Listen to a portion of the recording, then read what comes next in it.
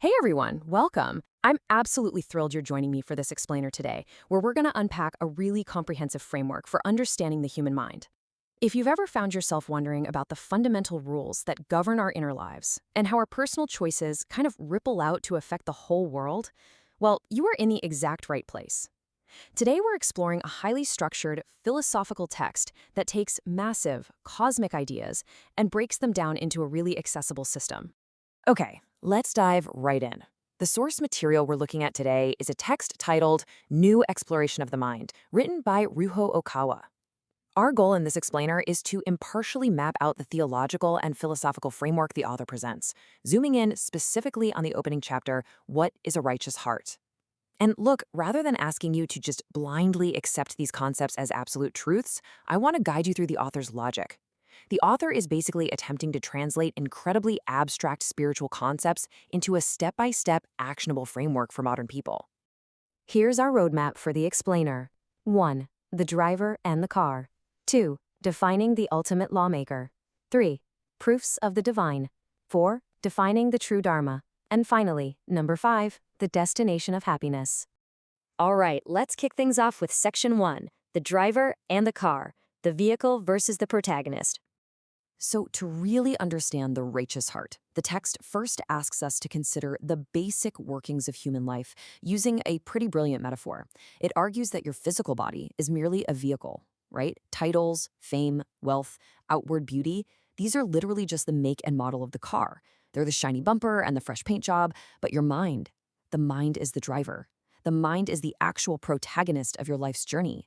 I mean, you could see a 20 million yen luxury sports car flying down the highway, but if the driver is terrible and constantly swerving into the wrong lane, it's incredibly dangerous.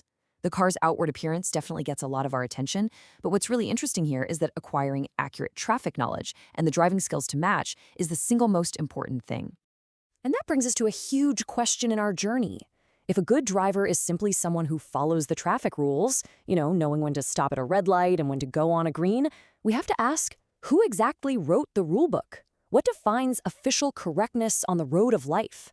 This question is where the text pivots directly from human psychology straight into theology. Which leads us to section 2, defining the ultimate lawmaker, the source of the rules. If there are these cosmic traffic laws that our minds, our internal drivers, are supposed to follow, the text argues there has to be an ultimate author of those laws, which it identifies as God. Now, the author brilliantly illustrates this using a triad of definitions to conceptualize the lawmaker. First, God is defined philosophically as the first cause. Basically, if you exist because of your parents and they exist because of theirs, logic dictates there must be a starting point. Second, God is defined as a transcendent force capable of performing miracles, things that totally bypass human understanding. And third, stepping away from just an abstract force, God is defined as a personal God, possessing a noble character and intentionality. Moving right along to section 3, proofs of the divine, evidence of the lawmaker. Now, you might be wondering, how does the author justify these claims? Well, the text outlines 3 core proofs for the existence of this divine author. The first argument is causality. There is a fundamental basis for everything in this world being created, so the whole chain of cause and effect has to eventually trace back to a creator. Next is the undeniable existence of phenomena that simply cannot be explained by modern science.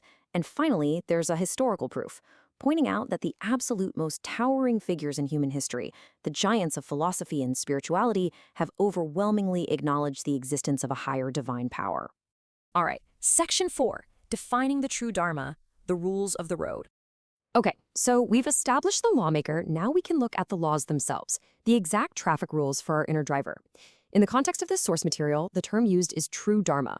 So the crucial point is that true dharma represents the righteous laws and teachings that flow directly from the divine to guide the actions of humanity.